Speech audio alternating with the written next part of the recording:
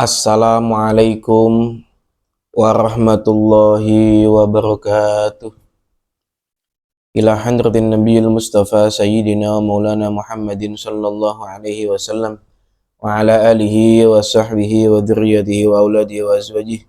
Thumma khususan khasa li hadrati syekhina wa murabbi ruhina Syekh Abdul Karim Nirboyo, Syekh Marzuki Dahlan Nirboyo, Syekh Mars Al Nirboyo, Syekh Ahmad Idris Marzuki Nirboyo, Syekh Tahir Marzuki Nirboyo, Syekh Baharul Ulum Marzuki Nirboyo, Syekh Abdul Aziz Mansur Pacul Guang, Ma'asum Jauhar Nirboyo, Syekh Irsyad Rasim Berdangnya Jakarta, Baidawi Syam Syarif Syekh Khadijah Diniyah.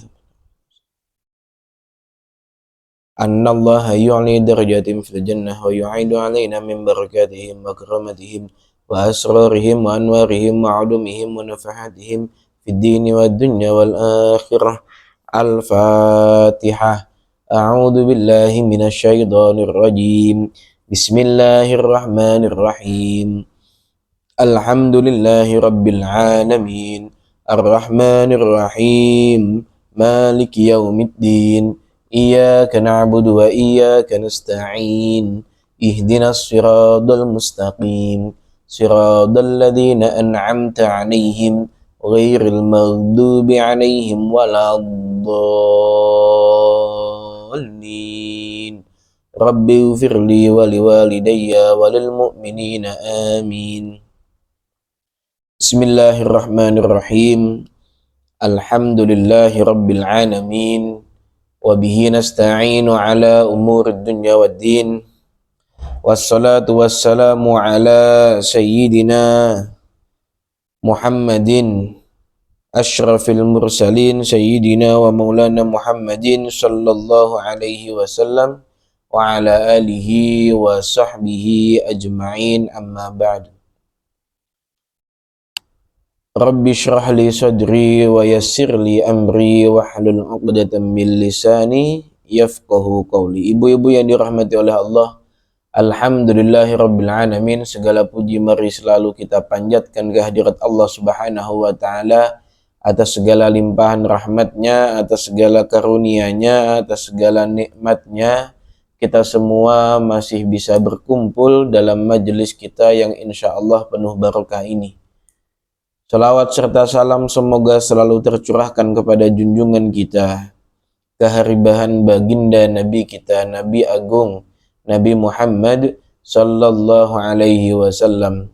Biqaulina Allahumma salli ala sayyidina Muhammad wa ala ali sayyidina Muhammad. Ibu-ibu yang dirahmati oleh Allah, pada pertemuan kemarin kita sudah sedikit membahas terkait masalah sakaratul maut, masalah kematian yang akan menjemput, terkait orang-orang yang akan menghadapi maut.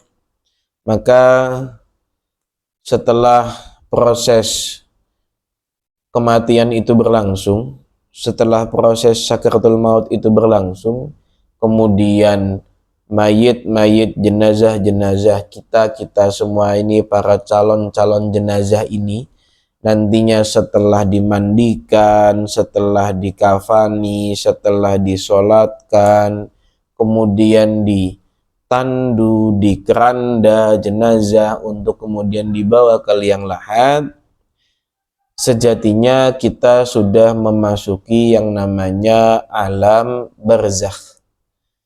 Jadi alam barzakh di mana sebelumnya kita sudah mengalami dua fase kehidupan, dua alam yang Allah berikan, yakni alam rahim atau bisa dikatakan alamul arwah. Kemudian setelah itu ke alam dunia, setelah ke alam dunia kita masuk ke alam barzakh, atau dalam istilah bahasa kita bahasanya alam kubur. Nanti kita akan membahas terkait masalah siksa kubur, ada kita membahas masalah nikmat kubur, yang pada intinya ini adalah fase kita memasuki alam barzakh. Lah alam barzakh ini adalah awal mula dari kita memasuki yang namanya rangkaian alam akhirat. Jadi akhirat itu ada pembukanya, yakni alam barzakh. Alam barzah. Alam barzah atau alam kubur ini, ibu-ibu, adalah tempat transit kita sebelum kita memasuki yang namanya surganya Allah. Nisbatnya orang-orang yang munafik, orang-orang yang ditakdirkan oleh Allah masuk neraka, alam barzah pun ini menjadi tempat transit bagi dia. Nisbatnya tempat transit berarti bukan surga ya bukan neraka. Nikmat yang ada di dalam alam barzah bukanlah nikmat sebagaimana yang ada di dalam surga. Siksa yang ada di dalam alam barzah bukanlah siksa hakiki sebagaimana yang ada di neraka. Maka alam barzah ini adalah tempat transit. Tempat transit di mana kita nanti akan ditunjukkan amaliyah-amaliyah kita. Kita akan ditunjukkan kesalahan-kesalahan kita. Kita akan ditunjukkan nanti kita masuk ke neraka atau masuk ke surganya Allah Subhanahu wa Ta'ala. Maka di alam barzah ini kita sudah diperlihatkan. Nisbatnya kita itu ke terminal, ibu-ibu, kita atau ke bandara, kita ke stasiun, kita mau naik bis, kita transit dulu di terminal nungguin itu bis datang. Kita mau naik pesawat ke Surabaya, kita transit dulu di bandara. Kita mau naik kereta ke Surabaya, ya kita transit dulu di stasiun. Di stasiun, di bandara atau di terminal, kita itu sudah memiliki gambaran. Kita sudah memiliki gambaran nanti kita mau kemana, ke sana mau ngapain. Kita nisbatnya mau ke Surabaya kita mau ngapain ya? Di Surabaya itu keadaannya sedang baik-baik saja apa tidak ya? Perjalanan dari Jakarta sampai Surabaya mau naik bis, mau naik pesawat, mau naik kereta, lancar atau ada hambatan ya? Maka kita transit dulu. Transit dulu. Lah perbedaannya ibu-ibu, transit yang ada di dunia, entah seperti apapun bentuknya, kalau kita tidak jadi melangkah sampai tujuan, kita bisa kembali lagi. Kita mau ke Surabaya, kemudian kita transit di Bandara Soekarno-Hatta. Kita mau ke Kediri, dari Bekasi ke Kediri, mampir atau transit di stasiun Bekasi. Saat di stasiun Bekasi, ternyata dapat kabar, oh nanti saya mau digebukin orang di Kediri. Oh nanti saya kalau di Surabaya, ternyata Surabaya tempatnya nggak enak. Ternyata tempat yang disediakan buat saya penginapannya atapnya bocor. Ternyata di sana banyak preman. Ternyata saya nggak mendapatkan servis yang baik nanti di sana. Nah, ketika kita berada di transit-transit yang ada di dunia ini, ibu-ibu, kalau seumpama kita ternyata tidak lagi menginginkan untuk berangkat, kita bisa batalkan itu tiket, atau nggak usah kita batalkan, kita langsung pulang ke rumah bisa. Bisa. Kenapa? Karena itu adalah tempat transit. Kita mau melanjutkan perjalanan kita, monggo. Mau tidak melanjutkan, monggo. Tapi demi Allah, transit yang ada di alam barzah ini, ketika ditampakkan nikmat atau siksa yang ada di depan nanti, ketika kita ditunjukkan ternyata na'udzubillah min dalik, siksa kubur atau siksa yang ada di neraka yang nanti akan menanti seorang jenazah, maka transit ini tidak bisa dibatalkan, ibu. Ketika di alam kubur kemudian diperlihatkan kamu itu nanti akan masuk ke nerakanya Allah. Nerakanya Allah modelnya begini, siksaannya begini, kamu nanti akan mengalami seperti ini puluhan tahun. Tidak ada lagi yang tersisa dalam alam barzah kecuali penyesalan. Penyesalan yang ada dalam diri kita, kenapa? Karena kita tidak bisa lagi kembali dan membatalkan tiket untuk kemudian kembali ke dunia. Maka ibu-ibu yang dirahmati oleh Allah, transit alam barzah hakikatnya adalah transit yang tidak bisa kita batalkan perjalanannya. Transit yang ada di alam barzah nisbatnya tiket, mau bayar apa enggak, tetap kita pasti berangkat. Mau kita sudah tahu tujuannya ternyata baik atau tidak, tetap alam barzah itu sebagai pemisah, sebagai pembatas dari alam dunia sehingga manusia tidak bisa lagi kembali kepadanya. Mau memiliki penyesalan seperti apapun.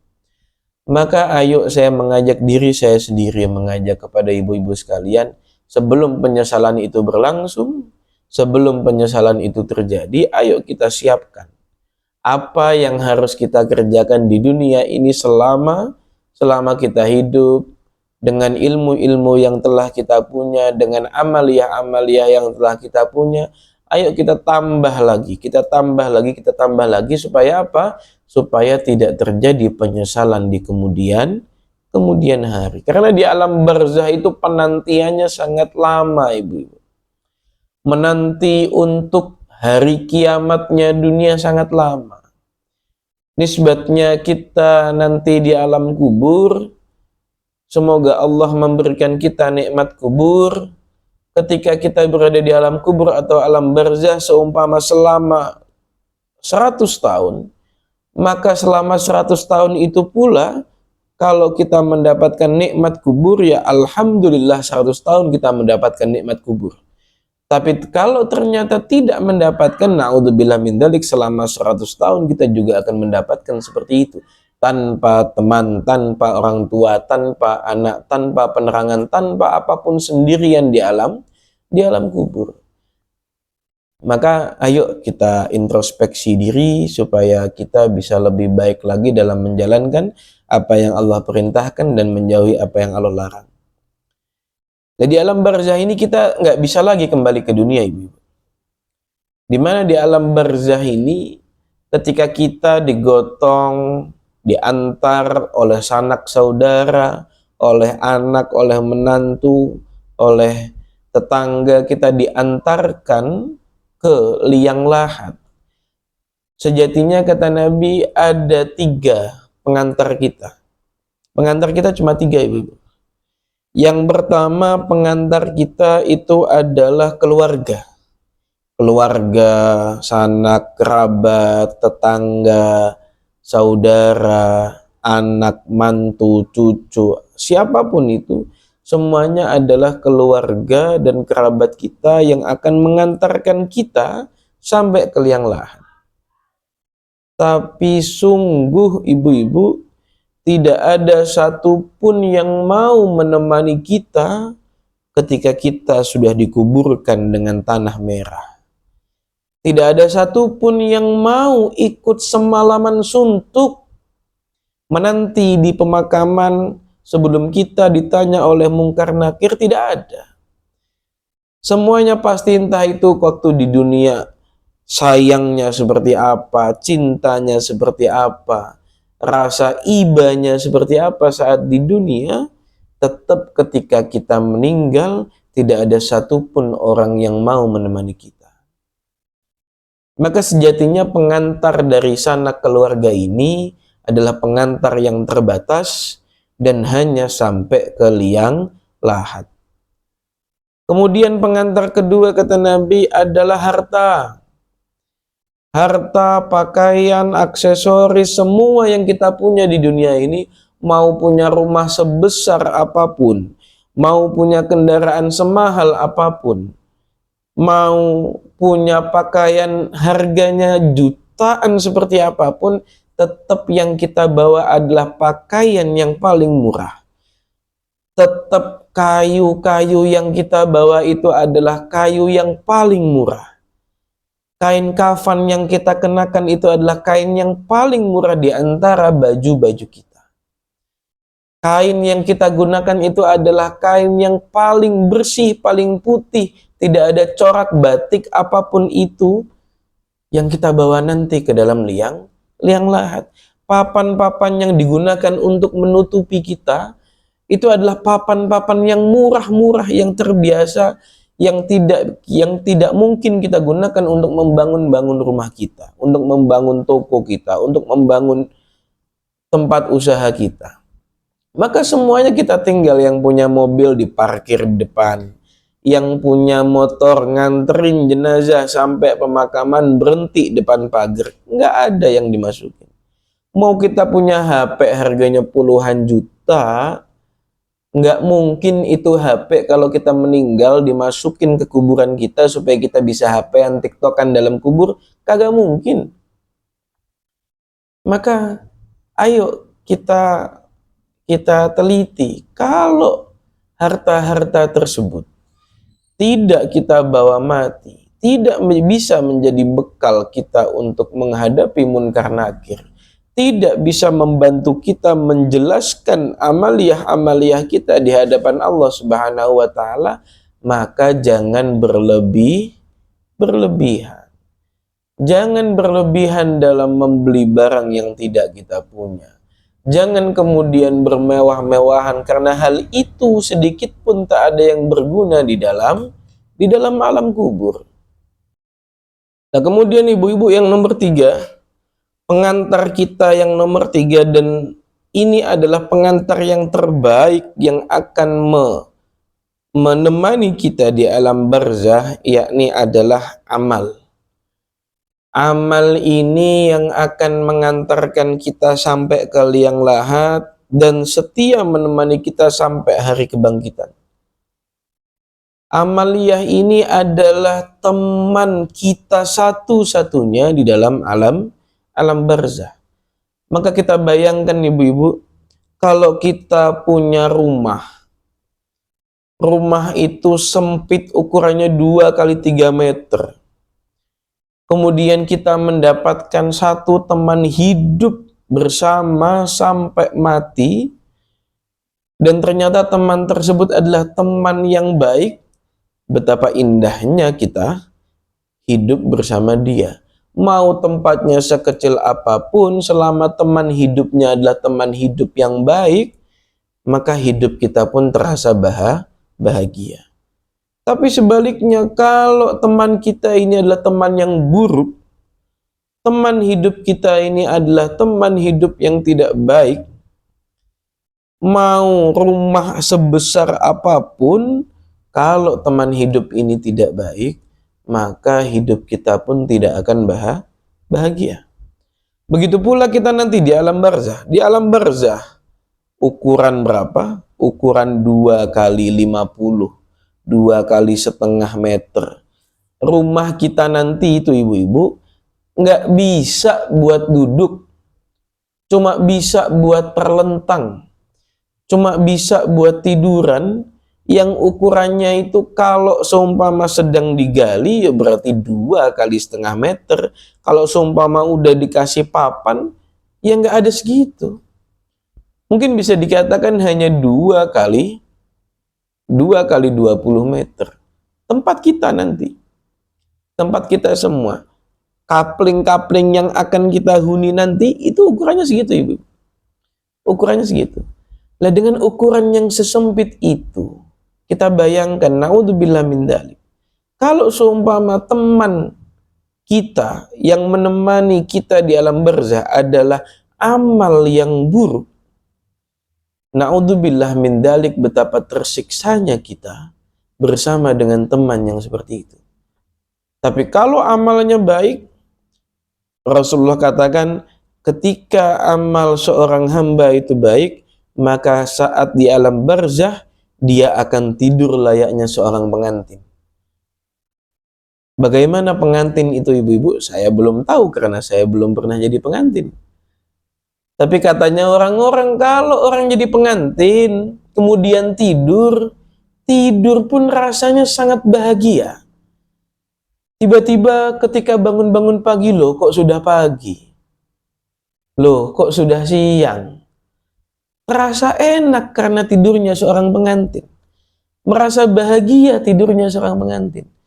Maka Rasulullah katakan, layaknya orang atau pengantin yang sedang tidur, orang-orang yang memiliki amal baik, menemaninya di alam barzah. Sehingga ketika dibangunkan saat hari kebangkitan nanti, ketika trompet sangkakala malaikat Israfil ditiupkan untuk membangkitkan orang-orang yang mati, para penghuni alam-alam barzah yang amalnya baik ini akan bangun dalam keadaan bahagia. Alhamdulillah, semalam kok tidurnya enak banget ya. Kan pengantin gitu katanya. Katanya seperti itu. Nah, maka orang-orang yang mendapatkan amal baik, mendapatkan teman berupa amal baik di alam barzah, nanti juga akan merasa seperti itu. Tapi sebaliknya ibu-ibu, naudzubillah min dzalik, ketika temannya adalah amal yang buruk, maka dia bangun tidur serasa kayak bangun tidur habis sakit gigi.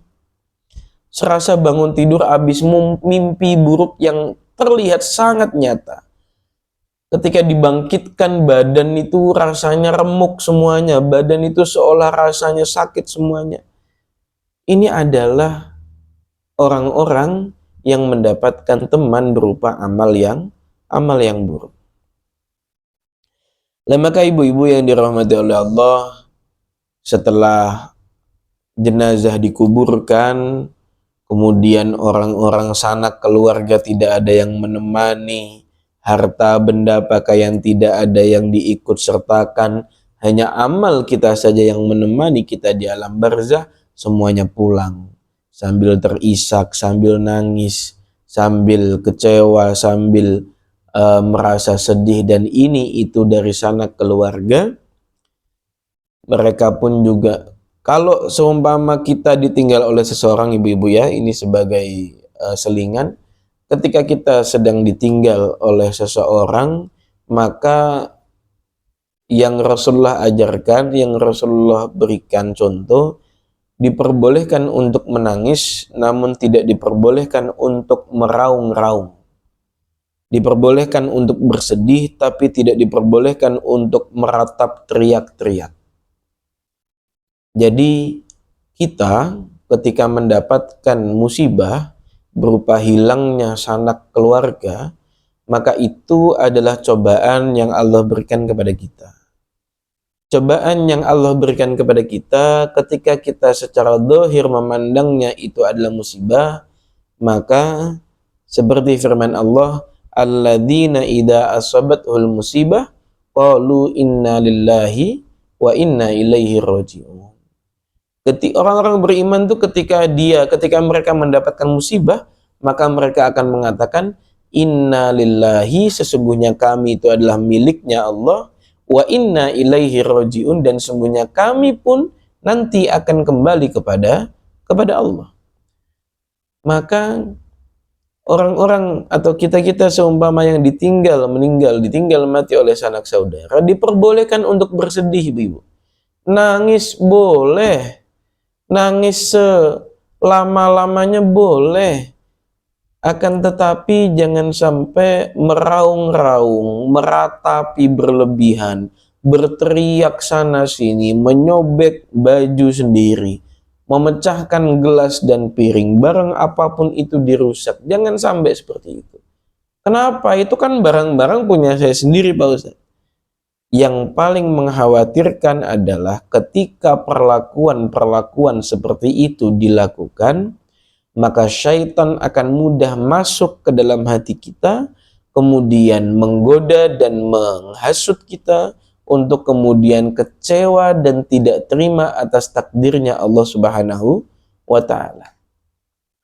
Maka jangan ibu-ibu, bersedih silahkan, menangis silahkan, tapi jangan sampai kenapa yang dicabut Allah ke orang ini, kenapa tetangga saya ini yang dicabut, ini orang baik ya Allah, kenapa nggak tetangga yang ini aja yang dicabut, ini kan orang jahat. Ya nggak boleh begitu. Jangan sampai kita dalam menghadapi takdirnya Allah kemudian kita menunjukkan ekspresi kekecewaan, menunjukkan ekspresi ketidaksenangan, menunjukkan ekspresi ketidakridhoan atas takdirnya Allah. Kalau menangis bersedih silahkan, itu manusiawi. Tapi kalau sampai ekspresi yang berlebihan, Itu yang dilarang, yang diharamkan oleh Rasulullah Shallallahu Alaihi Wasallam. Lah kembali ibu-ibu, ketika orang-orang ini pulang, pengantar-pengantar kita pulang, barang-barang kita nggak ada yang ditinggal, kuburan udah ditutup pakai tanah merah, maka kita tinggal sendirian ibu-ibu. Kita tinggal sendirian, gelap, nggak ada lampu, nggak ada listrik. Mau pakai senter, mau pakai power bank, kagak bisa. Nggak bisa. Alam barzah ini bukanlah liang lahat secara nyata. Alam barzah ini adalah alam tersendiri yang hanya kita yang sudah meninggal nantinya yang mampu merasakan. Orang-orang yang di luaran kita, orang-orang yang di atas kita, yang melihat kita ya liang lahat ya tanah. Liang lahat itu tanah, tapi bukan itu hakikatnya alam barzah. Alam barzah itu adalah alam gaib yang tidak terlihat oleh mata, yang hanya bisa dirasakan oleh orang-orang yang sudah meninggal. Maka alam barzah itu pun juga akan berubah menjadi gelap ibu-ibu. Alam barzah itu akan berubah menjadi gelap gulita. Nisbatnya kita ibu-ibu ya, kalau seumpama masuk ke dalam rumah kita tidak ada tembusan cahaya, kemudian mati lampu pet di tengah malam. Di saat tengah malam seperti itu, gelap gulita karena mati lampu, kemudian tiba-tiba kita tahu ada ular yang masuk ke dalam rumah kita. Maka gimana kita responnya? Pasti berlarian, berhamburan kemana-mana. Ularnya ke kanan, kita ke kiri. Ularnya ke kiri, kita ke kanan. Ularnya ke atas, kita muter-muter. Nah ini nisbatnya alam barzah ibu-ibu, naudzubillah min dzalik. Dalam keadaan gelap gulita seperti itu, kemudian Allah kirimkan berbagai siksaan-siksaan atau siksaan neraka itu, maka naudzubillah min dzalik, kita nggak bisa kemana-mana. Kita nggak bisa kemana-mana. Kita mau lari kemana? Badan kita udah diblebet pakai kain kafan. Kita mau lari kemana? Kuburan kita udah dikubur pakai tanah merah, udah dikasih patok batu nisan. Kita nggak bisa lari kemana-mana. Kita nggak bisa lari kemana-mana. Maka ya Allah, ayo kita berdoa mudah-mudahan kita mendapatkan nikmat kubur. Mudah-mudahan kita mendapatkan bau-bau surga yang akan diciumkan kepada kita kelak nanti di waktu alam kubur. Amin amin ya rabbal alamin. Lah di alam kubur nanti nggak ada lagi yang bisa menolong kita ibu-ibu. Dalam keadaan yang demikian susahnya, dalam keadaan yang begitu sendiriannya, dalam keadaan yang begitu gelap gulitanya, tidak ada yang mampu menolong kita dan tidak ada upaya yang bisa kita lakukan. Kita mau sholat nggak bisa, kita mau puasa di alam barzah kagak bisa, kita mau sedekah, emang kita punya harta apa di alam barzah? Maka tidak ada lagi yang mampu bisa menolong kecuali amal-amal kita di dunia yang mengalir sampai di akhirat. Maka seperti yang saya sampaikan di pertemuan kemarin, bahwasanya semua amal ibadah seseorang akan terputus kecuali 3, yakni shadaqatun jariyatun, sedekah jariyah, kemudian waladun soleh solehah yad'u lahu, anak perempuan, anak laki-laki yang soleh solehah yang mau mendoakan orang tuanya. Yang ketiga kemudian al-ilmu yuntafa'u bihi, ilmu yang dimanfaatkan, ilmu yang bermanfaat. Maka dalam keadaan kita susah di alam kubur, kalau kita punya sedekah jariyah, kita bangun musola, atau kita nyumbang 1 atau 3 ubin buat musola, bangun 3 ubin buat musola.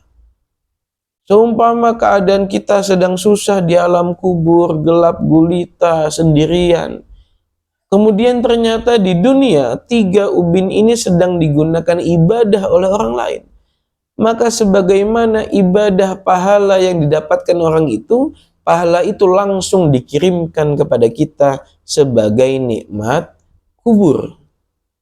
Maka teranglah kuburan kita, lapanglah tempat alam barzah kita.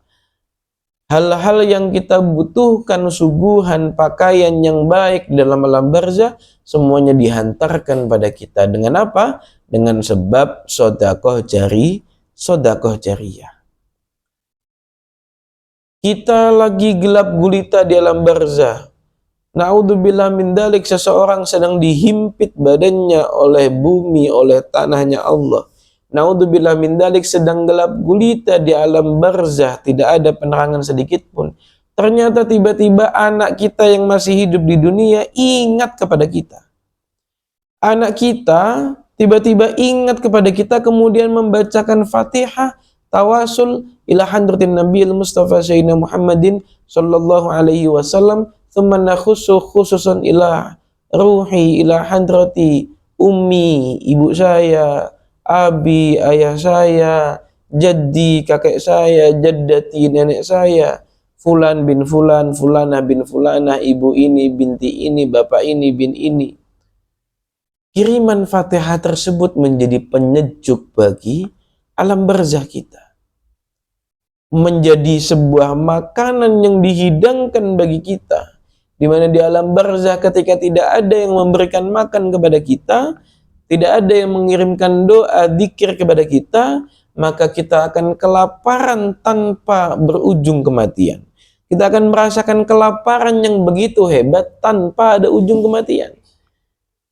Kenapa? Ya karena orang yang namanya di alam barzah ya butuh makan. Makanya apa? Ya doa, dzikir.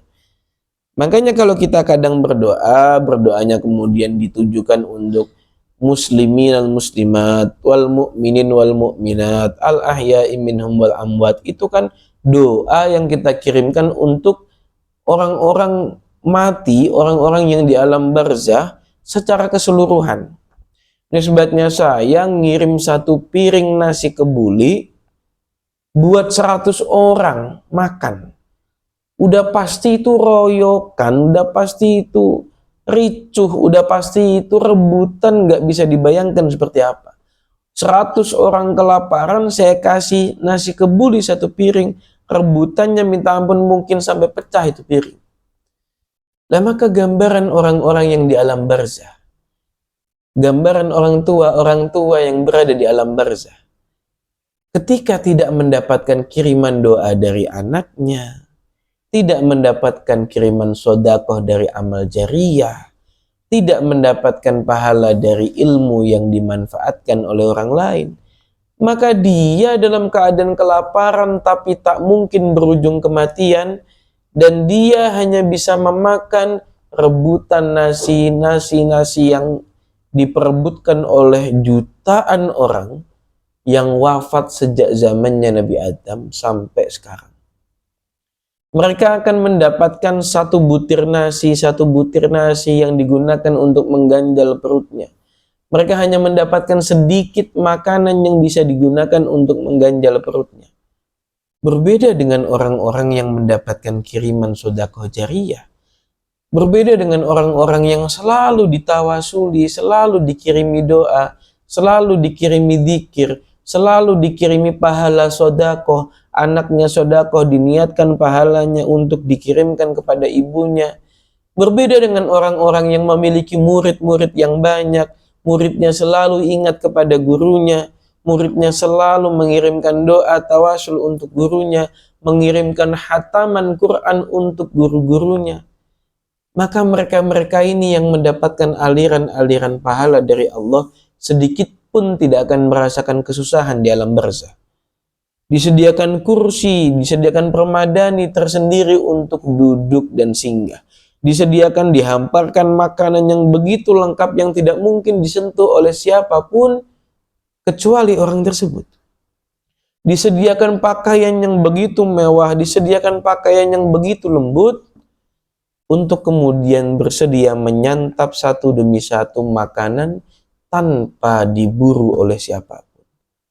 Nah, ini adalah gambaran orang-orang yang mendapatkan kenikmatan, mendapatkan nikmat kubur, nikmat di alam barzah, sebab amaliyah-amaliyah yang terus mengalir sejak di alam dunia. Maka seperti yang saya terangkan di pertemuan kemarin, amal jariah, kita harus pintar-pintar dalam bersedekah. Bersedekahlah untuk sesuatu hal yang bisa terus mengalir buat kita.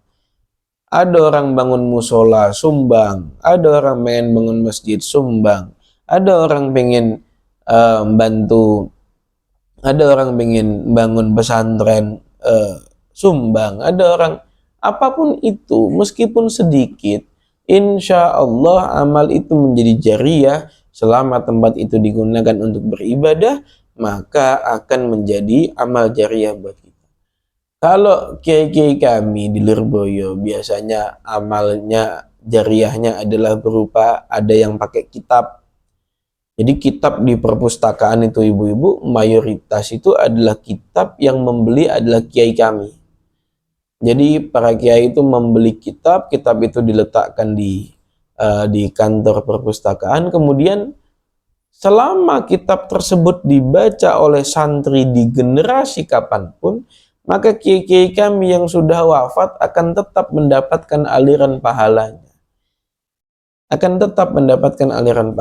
Belum lagi madrasahnya, pondok pesantrennya.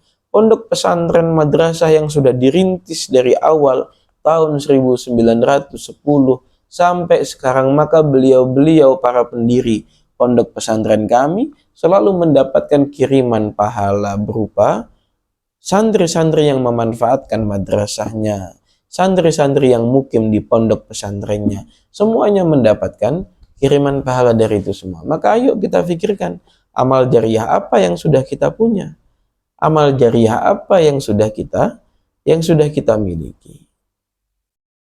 Maka ibu-ibu yang dirahmati oleh Allah, alangkah senangnya. Makanya biasain buat kita itu kan meskipun orang tua, tapi juga kita itu punya orang tua.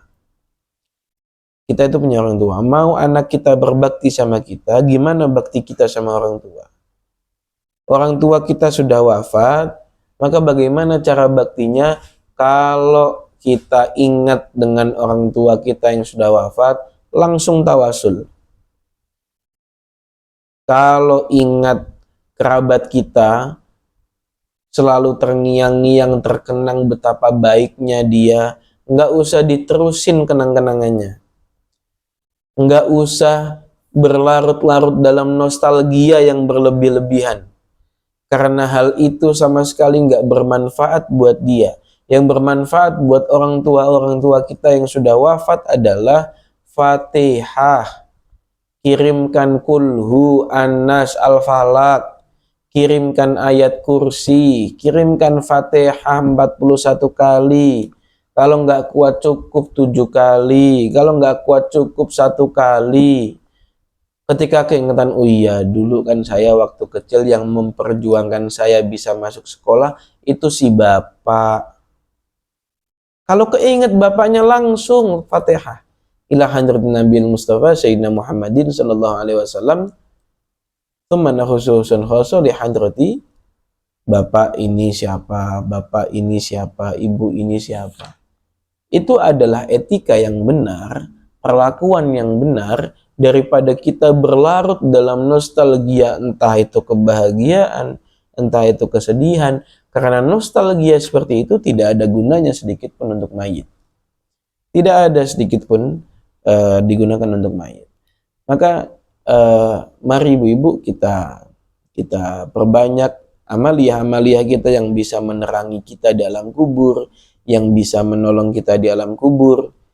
Ada salah satu riwayat dalam kitab Al-Mawaid Al-Usfuriyah, wa man qara'a qul huwallahu ahad 40 marrah fi maradi mautihi fa innahu warada annahu la yuftanu fi qabrin wa ya'manu dhaghtahu wa tahmiluhul malaikah bi akuffiha hatta tujiza wa as-sirata fil jannah. eh, dikatakan barang siapa yang membaca Qul huwallahu ahad, Al-Ikhlas berarti ibu-ibu ya. Man qara'a Qul huwallahu ahad arba'ina marrah, barang siapa yang membaca Qul huwallahu ahad 40 kali fi maradi mautihi, di saat sebelum kematian dia. Jadi dia hampir meninggal pada waktu sebelum sakaratul maut, kok bisa membaca Qul huwallahu ahad sampai 40 kali, fa innahu warada annahu la yuftanu fi qabrin, maka dia terbebaskan dari yang namanya fitnah kubur. Dia terbebaskan dari yang namanya fitnah di alam barzah. Wa ya'manu dhaghtahu, dan dia aman dari himpitan alam kubur. Wa tahmiluhul malaikah bi akuffiha, dan dia akan dibawa, dibopong, digotong oleh para malaikat dengan telapak tangan mulia dari para malaikat, hatta tujizau as-sirata fil jannah, sampai dia melewati siratal mustaqim menuju ke surganya Allah Subhanahu wa taala.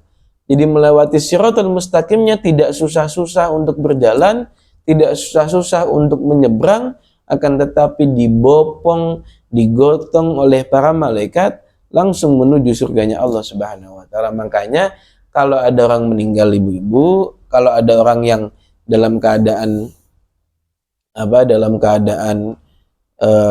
ingin sakit yang menuju kematian, sakit yang menuju wafat, itu sunnahnya kita sebagai orang-orang yang mengunjungi, yang berkunjung, menjenguk, di situ yang dibaca pertama adalah Yasin, yang kedua adalah Qul huwallahu ahad. Tapi kebanyakan Qul huwallahu ahad itu dibaca ketika setelah wafat. Kalau sebelum wafat, kita etisnya, baiknya itu membaca Yasin. Membaca Yasin dalam rangka apa? Membaca Yasin niatnya dalam hati kita, entah itu yang sedang sakit parah itu adalah kerabat kita sendiri atau orang lain, kita bacakan Yasin, niatnya kita minta kepada Allah yang terbaik. Kalau seumpama memang diberi umur panjang, masih dikasih kesempatan, maka sudahi ya Allah sakitnya, sehatkan ya Allah badannya, jauhkan ya Allah dari penyakit, angkat ya Allah penyakitnya. Itu kalau Allah memang berkehendak masih ada umur. Tapi kalau Allah engkau tidak menghendaki umurnya tersisa, jika engkau menghendaki untuk diambil sekarang, maka permudahlah proses pengambilannya ya Allah. Permudahlah sakaratul mautnya ya Allah. Nah itu doa kita di waktu kita membaca Yasin, di samping orang-orang sanak keluarga kita yang sedang fi maradi mautihi. Fi maradi mautihi itu dalam keadaan sakit yang menjelang kematiannya. Biasanya orang mau meninggal kan sudah ada tanda-tandanya ibu-ibu ya. Sudah ada tanda-tandanya. Entah tanda-tanda itu hanya diketahui oleh beberapa orang saja, nah itu banyak hal. Nah, maka ibu-ibu yang dirahmati oleh Allah, banyak hal yang bisa kita upayakan sejak sekarang, mumpung Allah masih memberikan umur dan kesehatan bagi kita.